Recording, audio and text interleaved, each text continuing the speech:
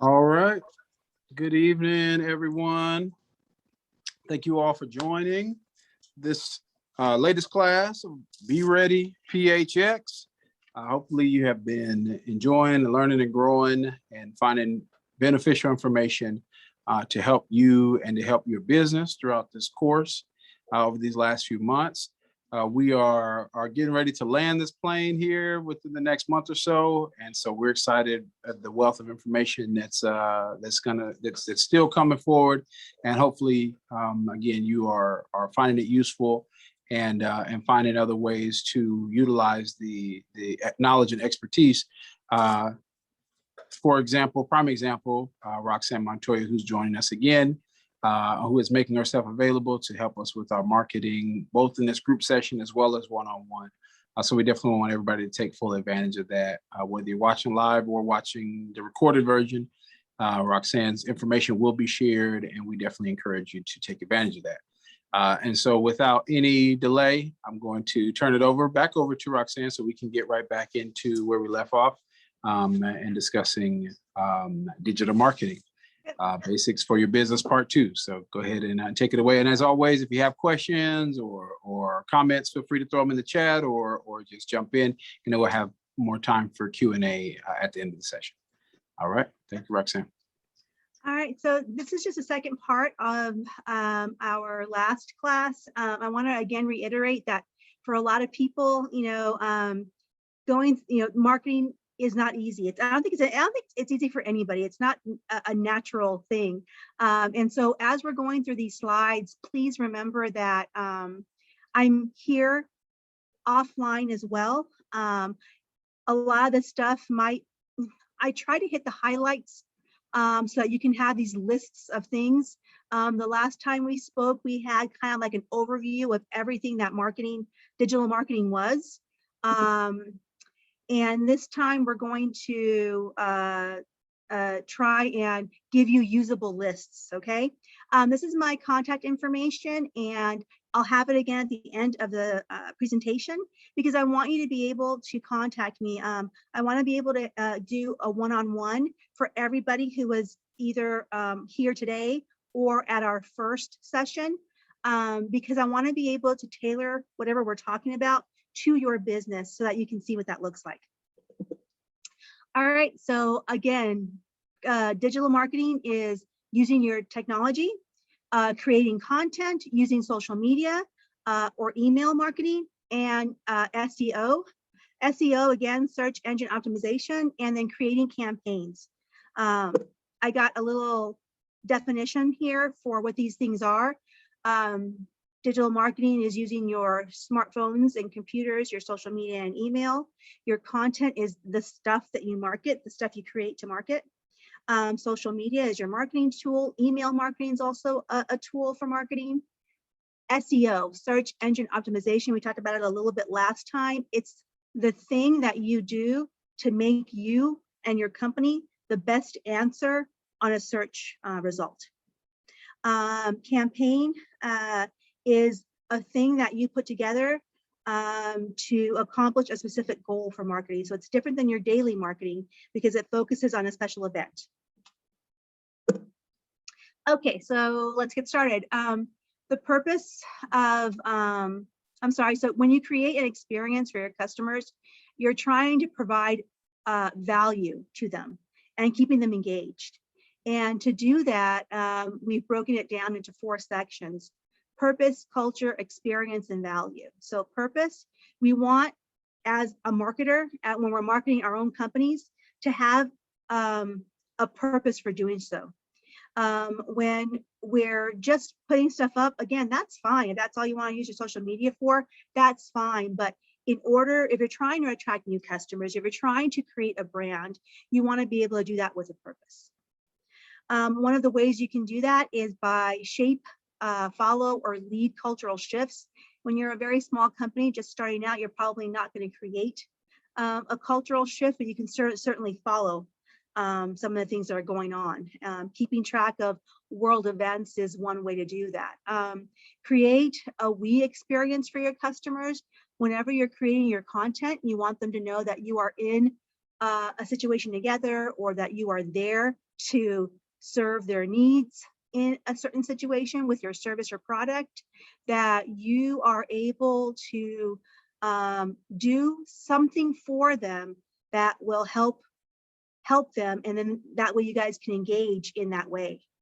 And then you want to provide value, and what that means is that you want to be able to give them additional information, some kind of savings, for example.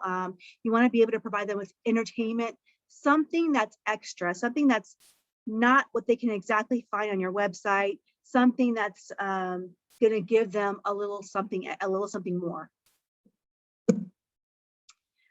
So this is a question. Last time we talked about everyone being able to define their customers, and that was one of the homework assignments. So I'm assuming that's why some of the folks didn't show up today. They thought I was going to maybe grade it or call them on it, but it was strictly for an exercise for you to be able to go in and who your customers are so that you know who to target in your marketing. So here I found this little handy list online. It says, does your business sell directly to consumers? If the answer is yes, then you might want to consider the age of your consumer, the gender, their marital status, their ethnicity, their income, their occupation, their location, because if you're a local company, you really want to hone in on the local folks, right? You want to focus in on maybe their attitudes, their hobbies, their beliefs, and what media they prefer. Do they prefer Instagram? Do they prefer TikTok? Where are your customers? If they're younger, they're probably going to be on TikTok. Any age will probably have an Instagram. So if you are a business that does work for other businesses like I do, then you want to consider what industry are my customers from? Where do they live? Can they afford to hire someone like me? How long have they been in business? How many employees do they have? How big is the company, right? And so these things, when you put them on, on paper and answer your questions, you're shaping this profile of the ideal client for you. Once you have that, that's who you target in your marketing. Whenever you post something, whenever you like something, you are doing it so that you can attract those ideal customers. We showed you this slide last time, and I want to reiterate, it's really important to, if you're trying to do marketing to get more clients, to find more customers, you really want to be able to list your goals. And I list some very generic goals here: increase sales, gain new customers, or build your company awareness. So people call it your brand, right? These are 3 specific goals, and in order to get to accomplish them, you have to do certain things and take very specific steps. So let's start with those. This is again a slide from last time. As a marketer, again, your job is to make sure that you have a story to tell. So some of you don't have websites yet, some of you do, and so I don't want to spend too much time on websites. If you have one or are trying to get one, this is when you would have a one-on-one with me so that I can kind of talk to you about some of the email campaigns that you can put together and put out to your clients, because you don't just want to be the company that emails every day, because it just kind of becomes kind of junk that they could very easily ignore. You want to be able to create content that puts people first. You want to be able to understand your customer base, and whenever possible, you want to let your customers tell the stories for you. So again, if you have a lot of companies have the Yelp review ability or some other service, and you can take those reviews and create content using those reviews, because that helps make the connection between customers. So things like this, little tips, little ideas are going to be very specific to your company. And so that's why I was hoping to get a few more folks to let me know what it was they were hoping to get from marketing. But I'll be able to help you through the end of the month at least, okay? So if you didn't already contact me, I'll be here for you after this is all done with. And so this is one of the ones I wanted to review because I changed a couple of things. So we talked last time about what makes an effective post. And we already know you have to have some kind of content. A post should show your company's style, your company's, so a lot of people use the word branding, and I'll tell you later why I'm not a big fan of that phrase, but it tells people who you are. And so whether it's just a photo of you at an event, or whether it's a piece of content that you've created using a tool to make it look very stylish, it should still have a clear goal, an authentic voice, which is your company's voice, and have something engaging for them to look at, and have a call to action. And a call to action, again, can be simple, like for more information, visit our website, call us today for an appointment, that sort of thing. And then it should provide value. And what that means is that it should let the customer know what it is, that little extra piece of something that you're giving to them. It should provide them with information. It should provide them with entertainment. It should provide them with facts, something that gives their day value. Okay, so branding. This is kind of a nutshell definition, but it says that it's the process of assigning characteristics and properties to your service or your company that will help create an identity or a brand for your company and help distinguish you from everybody else. The purpose of branding is to give an identity to that service or product. And this identity is going to have a name, a voice, a tone, a color, sometimes even a sound. And again, this is all part of and depends on what it is your company does. So again, this is a very personal thing. Marketing very much is a personal thing. And that's why this next bullet is important, because it tells you that marketing is your story and it helps you engage with your customers. Branding in and of itself, a lot of maybe middle-aged folks, maybe 30-somethings on up, I should say, think of marketing or branding the way it was maybe back in the 80s or 90s, where everybody was really focused on television. And so if we're all watching television, regardless of what show we're watching the same commercials, right? Because the television is a medium. And so we can be watching 5 different channels, but each of these channels is going to show us the same commercials. So the same advertisers, usually at the same time, because they buy or they used to buy time at this hour or that hour, depending on what shows are on, right? And so we don't have that anymore. The idea of branding is in and of itself now telling your story, giving your company, your existence an identity that someone can relate to, and that someone is that customer profile that you created.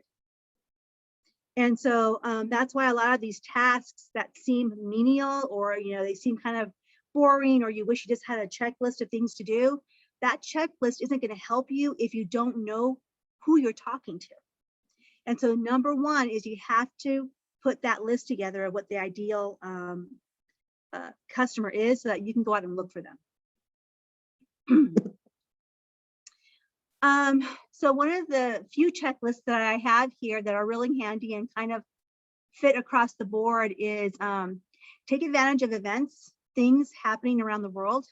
If you're properly prepared, you can use these events to market or create a campaign right away. So you want to prepare content ahead of time.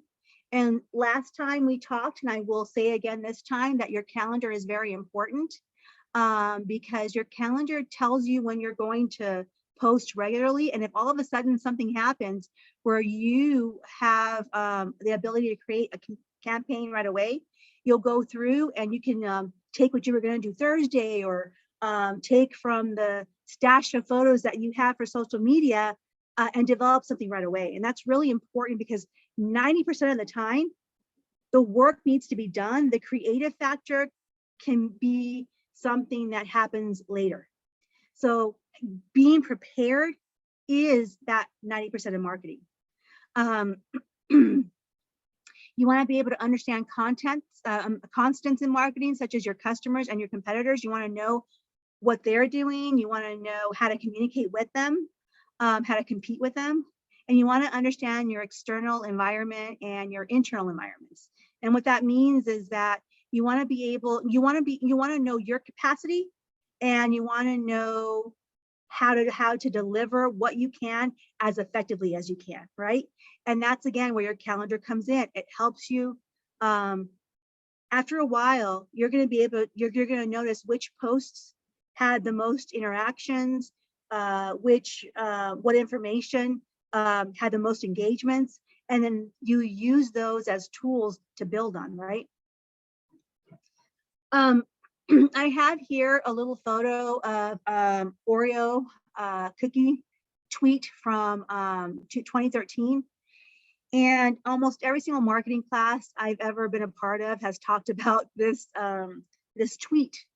So back in 2013, if anybody doesn't remember, during the Super Bowl, there was a blackout. And I think it lasted for 2 minutes. But the minute the lights went out, there was a tweet that went viral before the lights came back on. And it was the one that you see here. It says, power out, no problem. You can still dunk in the dark. And so when the next day after this became this big sensation and it went viral and everybody was talking about it, you had the CEO and other people from Oreo Cookie doing interviews, and they were talking about how they already had this photo, they already had these ideas for different stuff. And so when this real world event happened, they were able to jump on it and use it as an opportunity to really effectively promote their brand. And these are like something like this can't happen, you know, every day or every week, but when it does happen, and it can really change the look and feel, the perception of a company. And overnight, you know, people who had forgotten about Oreo, that was something they did as kids, all of a sudden remembered how much they loved Oreo. And it was really a great 15 minutes of proper fame for them, and rightly earned. So again, we're not Oreo, we're not Coca-Cola, we're not these companies, but we can certainly take what they've done and use it to our advantage. All right, so again, I'm going to talk about this calendar. If you and I meet one-on-one, I will talk about a calendar. The calendar is sort of the active functioning part of your social media management. We said it last time, and I'll say again today, that posting every now and then without a set calendar won't set you up for success. If my day to post is Thursdays, but I'm getting very low engagement, so I add a Saturday morning to the calendar, and all of a sudden on Saturday mornings at 9 o'clock, I seem to get a lot more interaction from people, then I have to shift my strategy and decide that maybe I'm going to post on Saturday mornings and maybe try a different day of the week, Tuesday afternoons after work. So marketing is research, and it's continuous research, and it is about reviewing and revising and constantly managing your successes and your failures. One of the things that I will say about calendars is that there are online tools. So there are management tools that you can use. I'm sorry. I thought I heard someone ask a question. So there are management tools that you can use to help you build a calendar, an online calendar, that'll help you do all your social media at once. But I would suggest that if you have 4 different social media accounts, you should stagger your posts. So let's say you post something on Instagram and Facebook one day, and then the next time you're supposed to post, or the next day, you can post it on your LinkedIn and Twitter, but with a slightly different message, maybe a little different angle, a couple different hashtags. You can use the same information in different ways so that you're not overexerting yourself. And again, the use of these management tools can really help you stay on track. but it is important to try and stay on track if you're trying to build a customer base. All right, so this one was kind of fun for me to play with. When we talked last time, I decided that I was going to show you what it's like for a user, and by extension, what it would be like for you as the marketer. What happens when you don't have a plan for your digital marketing? Even if it's a simple plan, you need one, because here's what the interface is like for a user. I went into Instagram and I liked a bunch of photos. So this is some of the photos I liked. I took a screenshot. You can see books, you can see really cool, it looks like European cities, columns, and a lady over here in the corner selling baked goods. So this was kind of, the aesthetic I was looking for.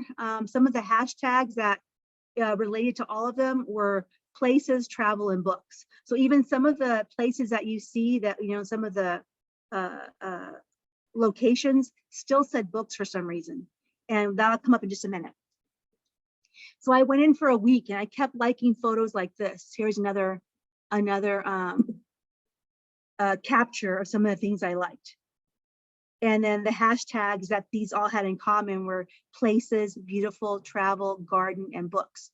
So a hashtag is a thing that labels your photo. And so if I know that people really like the hashtag books, even if my jewelry is right there that you see in that first column, third row, first column, even if that's jewelry, even if someone is advertising something that isn't books, they could still use that hashtag to hopefully attract some of the book people to their post, whatever that post may be, right? Because people can follow hashtags, they can subscribe to them, which means that if anytime somebody posts something with garden in it, I'll get that in my feed. And then I walked away from it. So after a week of liking pretty pictures like this, I walked away from it. And for a full 24 hours, I didn't look at it. And then I went in and checked on it just so that I can capture what it was they were showing me in my feed. So your feed is that thing when you first go into your social media account, that thing that shows you all these pictures that people have posted or things you might like, right? So here's how it did after 24 hours of me not touching it. It did okay, right? I didn't engage with it. I didn't go in and check on it. I only went in after that 24 hours and then took this capture. And that's, pretty good. It's not exactly what I had, the things I had liked, but it's kind of echoes that feeling, right?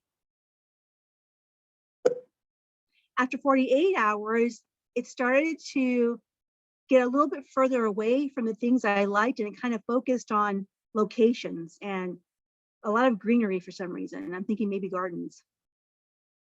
Again, all I did is go in and capture the photo, so I can't really say whether or not the hashtags were being met. This is just what it thought I would like. After 52 hours, the algorithm started to worry a little bit, and it started giving me things that are not related, but thought it might be related to what I liked. And as you can see, the photos have a very different feel than the ones I had highlighted, right? It started to think, well, if the things that we were already showing her didn't attract her, maybe we can introduce new stuff, right? After 72 hours, it started to get even further away from the things I liked. And then after 80 hours, it just looked like nothing I would ever hit like for. I mean, it just didn't. So again, this look and feel, very different from this. Only because it lost what I wanted to do. It didn't know anymore what I wanted to do.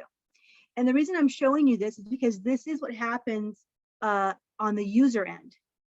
So on the marketer's end, it's important to know that if you're not hitting those right notes, you're going to miss your intended audience, because the algorithm itself will very quickly shift your audience somewhere else if it's not getting what it wants from your audience, right? And so being consistent with your posting is important. Being consistent with your message is important. And using hashtags to label your photos is also important. And this takes us to our mark to measuring our efforts. And I showed you this before, and I wanted to show it to you again now that you've seen what happens when people, users aren't using their social media very often. For you as the marketer, being able to see how many people viewed your page is really important. Knowing how many followers you have is important. But on this one, don't get discouraged if you don't increase your followers overnight or even over a year.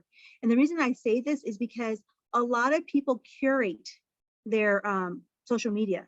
And what I mean by that is, you saw when I went in and liked all those certain photos, they do that all day, every day. And so they want their, what they like to have a certain aesthetic. So because they want their social media and their results to have a certain aesthetic. So they may not follow you as a company. It doesn't mean that they're not going to see your post as long as you're using the right hashtags. And so when you're trying to promote your content, you're trying to create a story. So you're trying to connect through emotion. But as a marketer, when you're looking at the business side of things, you want to keep emotion out of it.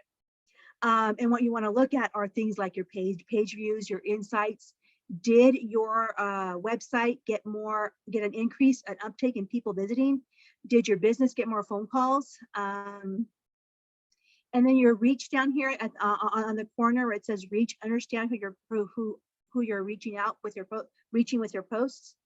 If I am one person that only has maybe 50 followers and I'm the only one that liked your post, 10 of my followers could have still seen that post. So even though you only had one engagement, you still reached 10 people. And so that's why it's really important to look at your analytics, because it gives you a more clear view than just following the likes or following how many followers you have. All right, so when you're telling your story, again, you're trying to connect with people, you're trying to make sure that they know who you are as far as your business goes and that persona you're trying to push forward, right? So what you want to do is you want to, as I said before, through your calendar, identify optimal times for engagement, because knowing when your audience is most likely to engage with your content is really important. You want to monitor your mentions. This one is important. This one, if I am working with you and I give Jacqueline a shout out, it's great for her to come in and just say something, just like it, do something to show that engagement, because those engagements help create more of that type of result that we want. It's called an organic impression. And it's important because all of your social media stuff, as I showed you on the last class, that all gets recorded. And when I go in and type in your company name, every engagement that you had will show on those results. And so the more you engage, the more results you have, the more you can become the best answer to that search engine question, right? If your company is an exterminating service and I look up exterminators in Gilbert or exterminators in Arizona, your company should be one of the ones that come forward on that first page. So monitoring is important, and having these conversations with people is important. Research, you want to go into your audience demographics. You want to grow. As you grow your following, you want to monitor your audience demographics so that you can kind of stay on track and strategize and, again, review and revise, right? You want to determine your reach. So again, you may only have had that one like, but you had a reach of 10 people through that one like. Facebook, for example, helps you get this little diamond thing to like your #1 fans, so that way, if that person who's giving you the most reaches is saying something about you, you can engage with them immediately because Facebook will let you know when they're doing that, right? Learn, you want to be able to learn what content is being shared, what gets the most momentum, and you want to be able to track what social media is doing for you. Again, in the last class, I went in and showed you some analytics for one of my clients where it shows how many people were going directly to her homepage, how many were coming in from social media, which means they were clicking the links that you provided, how many were coming in from which social media accounts. And so that's all really important because it tells you where you should focus most of your energy or where you should pick things up a little bit more, right? And then again, you can examine your click rates, and that has to do with what we were talking about before, being able to see who's doing what on your social media accounts. Hey, Roxanne, this is Stacy. Hi. Hi, quick question for you. In one of the examples where you were talking about the hashtags and from a user, I guess, user interface, you mentioned kind of as a company posting, if it matches, I guess, whatever that client, I'm assuming they would be your ideal client. And if you're not posting enough, they wouldn't see your post. But does that change, let's say, if your company is more like service oriented versus like a product? Would that be a little different as far as your hashtags? No, well, I guess the example I keep using is the exterminator because that is a service, right? But your posts could be entirely tips for how to keep your house pest free, right? So every day you could have a new tip with like a nice little photo of maybe your employee or something, or just a stock photo of something. And it wouldn't change because your message is still the same. And as far as that profile that you created for your customers, that profile, unless you change it, is going to be who you're targeting every day. And so if you realize that your client is, anybody who owns a home, your hashtags might include, homeowners, hacks for homeowners, keep your home pest free or pest free home.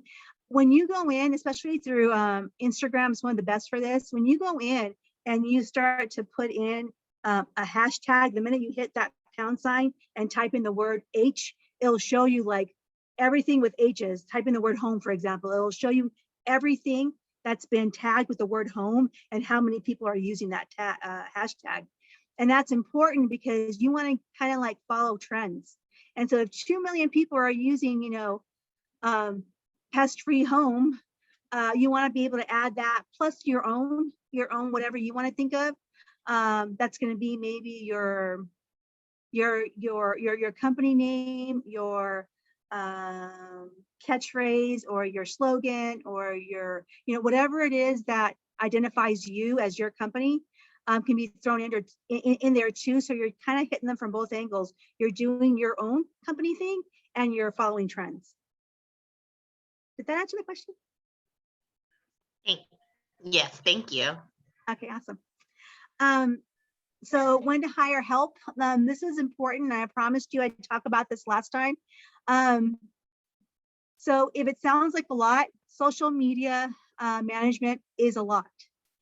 And if, not all of us can hire marketing firms, because a marketing firm is a professional firm that works with you to come up with all of these things, your customer profile, your goals, your everything. So they take this information from you, everything we talked about, and then they create the content for you. And you would approve it, and they'll go through and do all the legwork for it. If you have a website, they can go in and change your SEO so that you can come up higher on the search engine results. They can do all these things for you, but each one's kind of like an a la carte menu, and it costs money. And so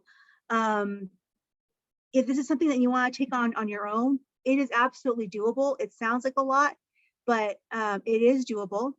If it's something that you think you might need help with, there are different ways to go. You can hire someone to just manage your content. So you can, again, give someone that isn't a company, someone that just does it, maybe as a side hustle or as their job. They're not going to come up with the ideas. You're going to tell them, I want these things posted. Let's try these days first. And then you would kind of manage how they do the job, right? Because review and revise is a constant in marketing. You have to see what's working, what's not working. And so this person would simply take the actual actions off of your hands, but you would still be the driving force. They're a lot cheaper because you would hire them based on X amount of hours per week. A lot of times you can hire these folks online. So we're in Arizona, but I can hire somebody in Wisconsin to do it for me. And they would use tools like Hootsuite and other management tools that kind of help them manage all their clients. Or it could be a tool that you use on your own. So it depends on how much time you have to give. So if all you have is 5 hours a week for social media, if all you have is 2 hours a week for social media marketing, then don't worry about your marketing, your email marketing. Focus your attention on social media, and then give yourself those 2 hours. 1 hour will be to create content. Just regularly create it. You don't have to post it right away. And then that next hour will be to go in and actually post stuff, look at your analytics, connect with your audience, during that hour. It's not ideal, but if it's all that you have and it's what we can afford at this moment in time, you can make that work for you. Social media is just like anything else. You get out of it what you put into it, but it's also one of those things that's necessary anymore. Only because we're not taking up ad space in newspapers, we're not taking up billboards regularly, and we're not doing the things that small businesses traditionally did, because small businesses don't look the same anymore. And so social media allows us to do things our way and at our speed. And so if you want to get things started right now, start it slow, and then think about hiring somebody else to come in and help you out, or hiring a marketing firm to do it for you. That would be a nice way to like tier it. Like right now I can do this. Maybe in 6 months or a year, I can do this. It just depends on how overwhelming this looks to you. And if it's feeling overwhelming to you, you should probably get help. So if you have an employee that can help you, fantastic. That person can get trained. But if you're by yourself, it's okay to not have time. And you can still get something done, I promise. And so that's why the one-on-ones are important, so that we can talk about it. Because if you're listening to everything that we've been saying over the last 2 sessions and you're saying this is too much, that's okay. We've all felt that way. We all feel that way probably daily. But you still can do something even if you don't have any time. So I hope that kind of eases your mind a little bit, knowing that we're kind of all in the same boat. Okay, so this is going to be your initial marketing plan. And what I mean by that is that we've talked about a lot of things. And so if nothing else, your plan will be to set your goals. Your goals are going to help you create your messages. Your goals are going to help keep you focused. You want to know your customers, and you have to create those profiles, because those are the folks you're going to go after in your social media marketing and email campaign marketing, if we're doing that too. You want to kind of outline the story of what you want to tell, because again, that connects to your goals and helps you create content. So if you have 10 things in this outline, that right there is 10 posts. And you can do these 10 posts in different ways, so that those 10 posts can now be 30 posts. You want to start creating that content so that you have a nice stock, a nice storage of content that you can go in and grab whenever necessary. You want to create your calendar, because again, that's the thing that keeps you on track. You want to engage with your customers, because that's the whole point of it. And then you want to review and revise regularly, because you want to just chuck what doesn't work and be able to focus on the things that do work.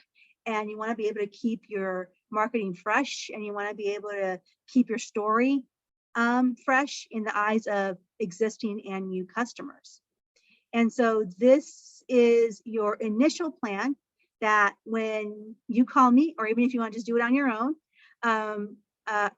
we're going to start with these bullets, and we're going to kind of create a little PowerPoint just for you, and hopefully get you started on your path to social media or website marketing. This is my information. So again, email me or message me, whichever you prefer doing. And we can connect one-on-one if you'd like. Or I can help answer questions through Cerullia or Ali. But that's what I have for you tonight. Are there any questions right now?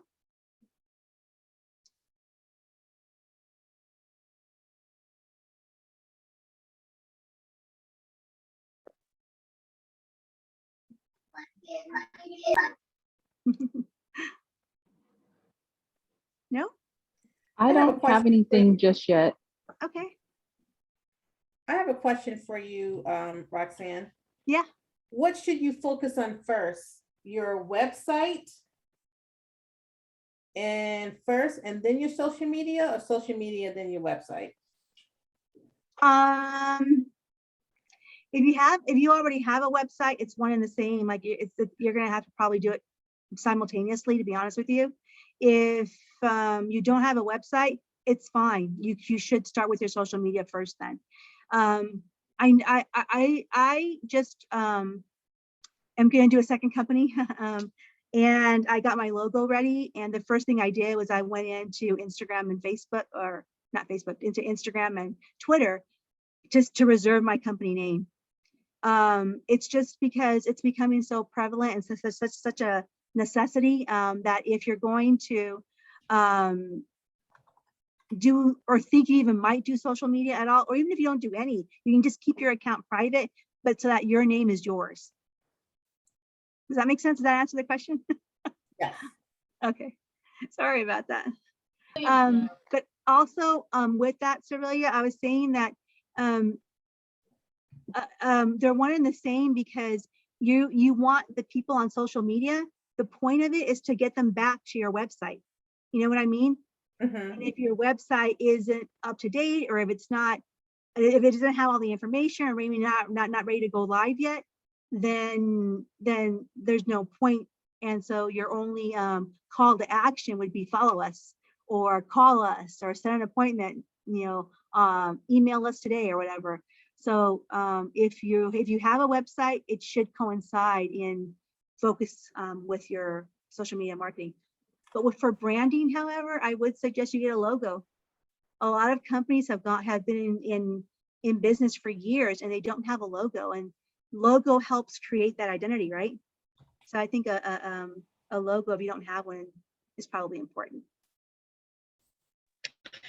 Roxanne, this is Stacy again, a little bit off of, and currently I am doing a product launch probably in the next 4 weeks here. Wow. And my task is gaining new, either new followers or people to my email list. I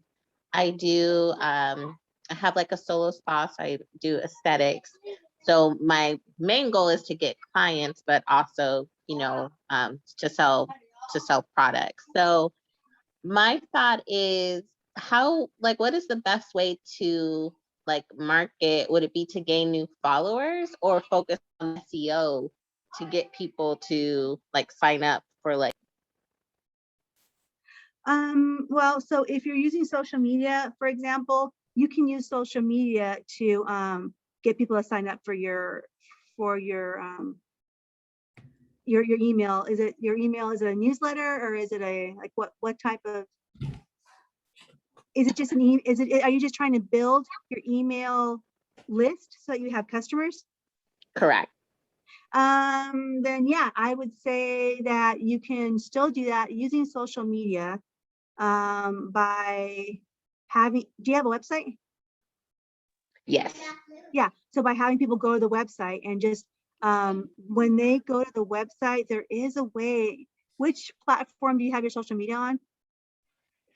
I have it on Facebook and Instagram.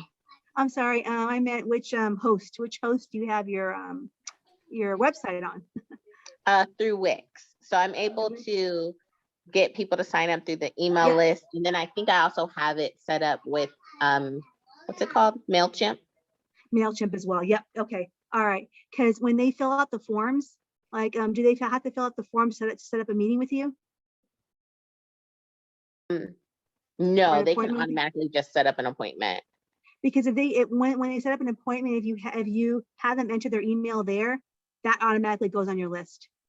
Like you can set up what's it called, a like a sheet, like a Google sheet or something, or a MailChimp thing to record and capture that that email account, and then that goes on your list. Right. Okay. So, but because I do already have social media, you're thinking that's probably would be maybe the quickest way or something I can Yeah, you already want to push ramp them to up. your site. Yeah. Absolutely. That's the best Okay. way to push them there.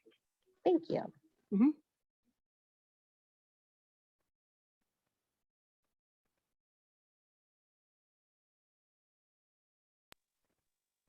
Roxanne, and I'm sure you'll get into this as people reach out for one-on-ones, but for the person who's getting started and is having trouble managing everything, right? Finances and customers and all these moving pieces, and they feel like they don't have the time or the bandwidth to manage their digital content and their marketing. Like what do you feel are some of the best first ways to get started? We kind of touched on it a little bit, and that's just getting comfortable with creating the content but not posting it yet. Create content over a few weeks. So just because you have that social media account, you know, the quicker you use it, the better. But just because you have it doesn't mean you have to use it. So it's there. You can just keep it private if you want. But when you're ready, before you even start, you should probably have a nice little inventory of posts that are ready to go. Posts that, like I said, pictures of events, pictures of your people, pictures of your products. They should all have a theme. They should all have something that, you remember how I said to outline your story? They should all have something that hits one of those bullet points of your story. And then when you have them, you have a nice little inventory, you can get started and not feel so overwhelmed. Because I understand, because I give my personal social media 0 time because I do it for other people. And the reason I'm okay with that is because I actually can't take on any more clients. But if I was looking for clients, my strategy would be very, very different. Gotcha, that makes sense. Yeah. Thank you.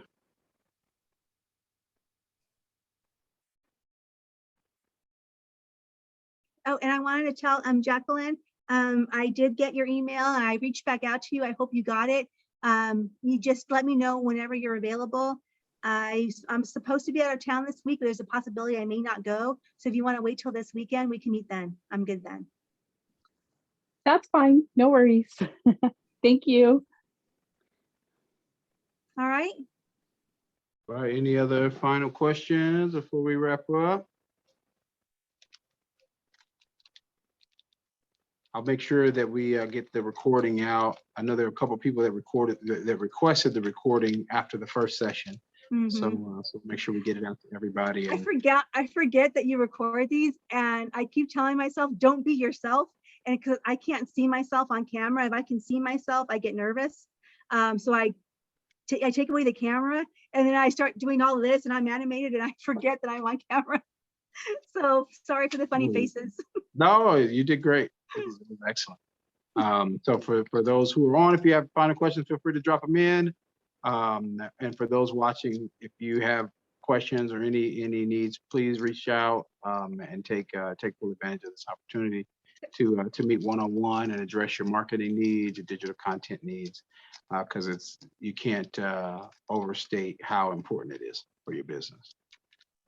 So I think, did you have anything else, Roxanne, that you want to share? No, just that I'm working with Cerelia, hoping that we can do a little bit more to help you guys out. She'll be the messenger for that. But aside from that, like I said, until the end of the month, as just part of this session, I'm available. All right.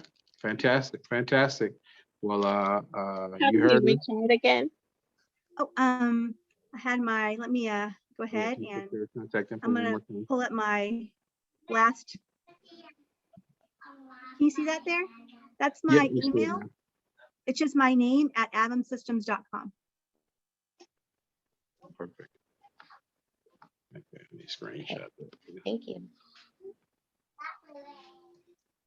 Make sure you screenshot it. We'll send it out with the in our email as well. But if you have a need to reach out prior to then, please screenshot it, write it down, and reach out to Roxanne. So thank you again. So just a few quick housekeeping items as always. In addition to Roxanne, there's one-on-one booking available on through the technical assistance directly on the Be Ready site. If you have marketing needs, most likely I'm going to refer you to Roxanne, who's the expert. But please reach out through that as well. We'll announce it in the email, but for everyone that is booking and taking advantage of the one-on-one technical assistance, we're going to have a raffle drawing at the end of the month. So make sure you get your sessions booked. There was a Calendly link to schedule it right on in the last email, and I'll include it in all emails going forward. Or you can just reach out to me directly. I guess I'll put my info in the chat also. 1 second.